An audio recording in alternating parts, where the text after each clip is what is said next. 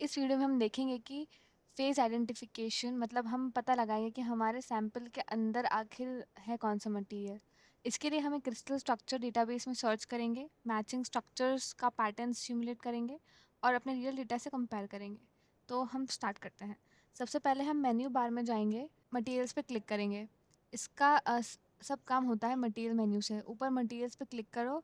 यहाँ पे हमें दो ऑप्शंस मिलेंगे, सर्च इन रिमोट डेटाबेस और सर्च इन लोकल डेटाबेस।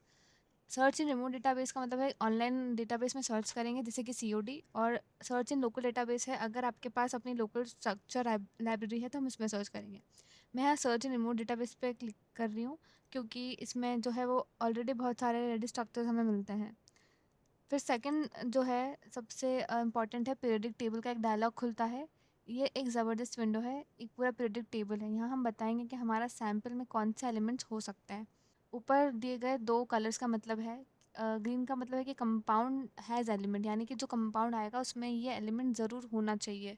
और येलो का मतलब है कि कंपाउंड कैन हैव एलिमेंट, यानी ये एलिमेंट हो भी सकता है और नहीं भी हो सकता है। तो हमें एक स्ट्रिक्ट सर्च के लिए हम ग्रीन यूज़ करेंगे और थोड़ा फ्लेक्सिबल सर्च के लिए हम येलो यूज़ करेंगे। और नीचे गए सिलेक्ट डेटाबेस में से सीओडी को मैं चूज़ कर रही हूँ। ये एक क्रिस्टलोग्राफी ओपन डेटाबेस है। अब एलिमेंट सेलेक्ट करते हैं। मेरे सैंपल में लीड होने की मुझे शक है तो मैं पीबी चूज़ करूँगी, यानी कि लेड।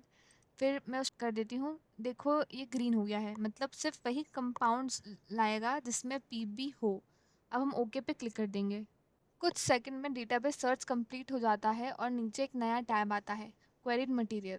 साथ ही राइट साइड में एक डाउनलोडेड सिर्फ का फोल्डर बन गया है जिसमें मैचिंग स्ट्रक्चर फाइल डाउनलोड हो गई है। इस टेबल में हर कैंडिडेट स्ट्रक्चर की डिटेल्स हैं, जैसे कि प्रोवाइडर कहाँ से आया है जैसे कि सीओडी, आइडेंटिफायर उसका यूनिक आईडी जैसे कि सीओडी 10111119, फार्मूला यानी कि केमिकल फार्मूला जैसे कि पीबी, सिनोनिम और स्पेस ग्रुप क्रिस्टल की सिमेट्री जैसे कि 225 और FM-3M, और सेल एंगल जैसे कि इन्फॉर्मेशन। देखो यहाँ अलग अलग पीवी स्ट्रक्चर्स आए हैं जैसे कि क्यूबिक, FM-3M, और एक मोनोक्लिनिक है P121C1। अब हमें इनमें से सही वाला पहचानना है, तो हम कुछ रोज़ को सिलेक्ट करेंगे टेबल में। हम सिलेक्ट कर रहे हैं जैसे कि फर्स्ट वाला और थर्ड वाला, क्योंकि हमें जो फॉर्मूला है पीवी का वो डिफरेंट रखना है। अब हमने इनको सिलेक्ट किया है। कंफर्म करने के लिए हम कैंडिडेट के पैटर्न स्टिमुलेट करके अपनी डेटा से मैच करेंगे। टेबल में हमें उन रोज पे क्लिक कर रहे हैं जिन पे हमें ट्राई करना है, जैसे कि अभी हमने किया है। मैं यहाँ दो स्ट्रक्चर ऑलरेडी सिलेक्ट कर चुकी हूँ। अब नीचे कैलकुलेशन, ऐप का कैलकुलेशन यहाँ पे चलता है। टर्मिनल में रन फिनिश्ड आ जाता है और ये नया सिमुलेशन विंडो खुलता है। इसमें हर सिलेक्टेड स्ट्रक्चर का थ्योरेटिकल एक्सआरडी पैटर्न अलग अलग कलर में प्लॉट हुआ है। नीचे ये ग्रीन टिक मार्क्स हर फेज की पीक पोजीशन यानी कि HKL रिफ्लेक्शन दिख रहे हैं। अब यहाँ ध्यान से देखना है कि कौन से सिमुलेटेड पैटर्न के पीक्स हमारे एक्चुअल डेटा के पीक से मैच कर रहे हैं। जो सबसे ज़्यादा मैच करेगा वही हमारे सैंपल का फेज़ है। कुछ इस तरीके से हम यहाँ स्केल फैक्टर, स्केल को आगे पीछे करके हमारे जो डेटा है उसको एडजस्ट कर सकते हैं। और यहाँ पे एक फ़ोल्डर भी बनता है सिमुलेट करके। मैच को बेहतर करने के लिए इस विंडो में हमें कुछ कंट्रोल्स दिए गए हैं, जैसे कि है सबसे पहला स्केल स्लाइडर। हर फेस की पीक हाइट इंटेंसिटी को ऊपर नीचे करता है ताकि वो आपके डेटा से मैच करे। सेकंड है ज़ीरो करेक्शन। अगर इंस्ट्रूमेंट की वजह से सारे पीक्स थोड़े शिफ्ट हैं तो इससे पूरा पैटर्न लेफ़्ट राइट एडजस्ट होता है। थर्ड है रिटर्न सिमुलेशन। चेंज करने के बाद दोबारा कैलकुलेट करता है। अ, तो हम किसी भी फेस के अगर HKL जनरेशन बटन पर क्लिक करते हैं तो एक सेल पैरामीटर्स का विंडो खुलता है, कुछ इस तरीके से। और अगर पीक पोजीशन थोड़ी ऑफ है तो उस फेस के सामने HKL का हमने बटन दबा दिया है जिससे हमें ये पैरामीटर खुला है। अब ये पैरामीटर में कुछ चीज़ें हैं जैसे कि ABC, अल्फ़ा बीटा गामा के स्लाइडर्स हैं, यानी कि स्ट्रक्चर के लेटेस्ट पैरामीटर्स हमें दिखते हैं। लेंथ ABC है और एंगल जो होते हैं वो अल्फ़ा बीटा गामा होते हैं।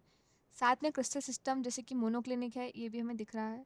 इन स्लाइडर से आप हर पैरामीटर को लगभग 10% से 10% तक एडजस्ट कर सकते हैं। जैसे जैसे वैल्यू बदलती है पीक्स की पोजीशन शिफ्ट होती है, तो इन्हें हिला के हम सिमुलेटेड पीक्स को अपने रियल पीक्स के साथ एग्जैक्टली ऊपर लेके आ सकते हैं, यानी इसे हम फाइन ट्यूनिंग कहते हैं। अब जब आपको कंफर्म हो जाता जाए कि कौन से फेजेस हैं सैंपल में, तो उन फाइनल स्ट्रक्चर को हम सिलेक्ट करते हैं। नीचे जो है हम सबमिट सिलेक्शन का बटन दबाएंगे। सिमुलेट से अलग ये सिर्फ प्रीव्यू नहीं है, ये आपकी फाइनल चॉइस को लॉक कर देता है और आगे के एनालिसिस के लिए। अब देखो एक नया टैब आएगा सिलेक्टेड मटेरियल्स, जिसमें सिर्फ आपके चुने हुए फाइनल फेजेस हैं। और राइट साइड में एक नई फाइल बनी है agit makeup underscore proof dot सिफ। ये डॉट सिफ फाइल बहुत इम्पॉर्टेंट है। इसमें आपके सैम्पल्स का डेटा और सिलेक्टेड स्ट्रक्चर्स दोनों कंबाइन हो गए हैं।